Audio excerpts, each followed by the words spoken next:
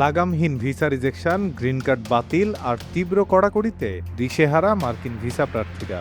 Donald ট্রাম্পের দ্বিতীয় মেয়াদে গাজা ইস্যু নিয়ে প্রতিবাদ কিংবা সামান্য রাজনৈতিক মতপার্থক্যের কারণেও ভিসা বাতিল হচ্ছিল। আর এই চরম আতঙ্কের মুহূর্তেই বিশ্বজুড়ে কনসুলার কর্মকর্তাদের জন্য পররাষ্ট্র দপ্তরের এক নতুন বৈশ্বিক প্রশিক্ষণ কর্মসূচির ঘোষণা এলো।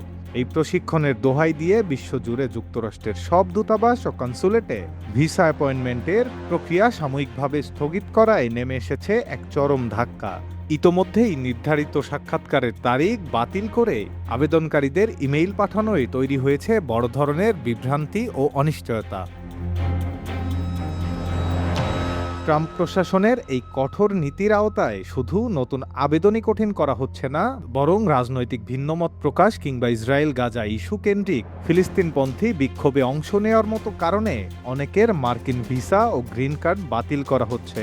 এমনকি বাংলাদেশ সহ ৭৫টি দেশের অভিবাসন আবেদনকারীদের ভিসা দেওয়া স্থগিতের একটি বিতর্কিত চেষ্টা আইনি বাধার মুখে পড়লেও প্রশাসনের চাপ কমেনি।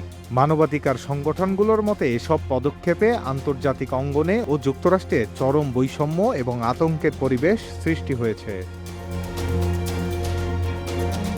তবে ভিসা প্রত্যাশীদের জন্য পুরো বিষয়টি এখনই পুরোপুরি আশা হারানোর মতো নয়। এটি যুক্তরাষ্ট্রের ভিসা দেওয়া চিরতরে বন্ধ করার কোনো ঘোষণা নয়। পররাষ্ট্র দপ্তর বিশ্বজুড়ে তাদের কনসুলার কর্মকর্তাদের জন্য একটি বিশেষ বৈশ্বিক প্রশিক্ষণ কর্মসূচি শুরু করেছে। আবেদনকারীরা যেন ভবিষ্যতে যুক্তরাষ্ট্রের সরকারি জনকল্যাণমূলক সুবিধার উপর নির্ভরশীল না হয়ে পড়েন তা পুঙ্খানুপুঙ্খভাবে যাচাই এবং বিশ্বজুড়ে ভিসা মূল্যায়নের ধারাবাহিকতা আনতেই কর্মকর্তাদের এই প্রশিক্ষণ দেওয়া হচ্ছে।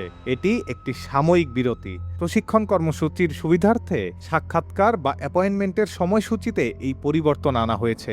পররাষ্ট্র দপ্তর স্পষ্ট করেছে যে সাক্ষাৎকারের নতুন তারিখ ও সময় পরবর্তীতে আবেদনকারীদের ইমেইলের মাধ্যমে জানিয়ে দেওয়া হবে।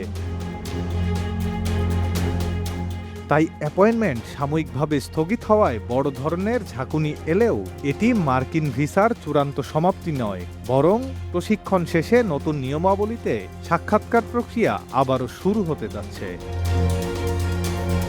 অভিক চক্রবর্তী, চ্যানেল 24।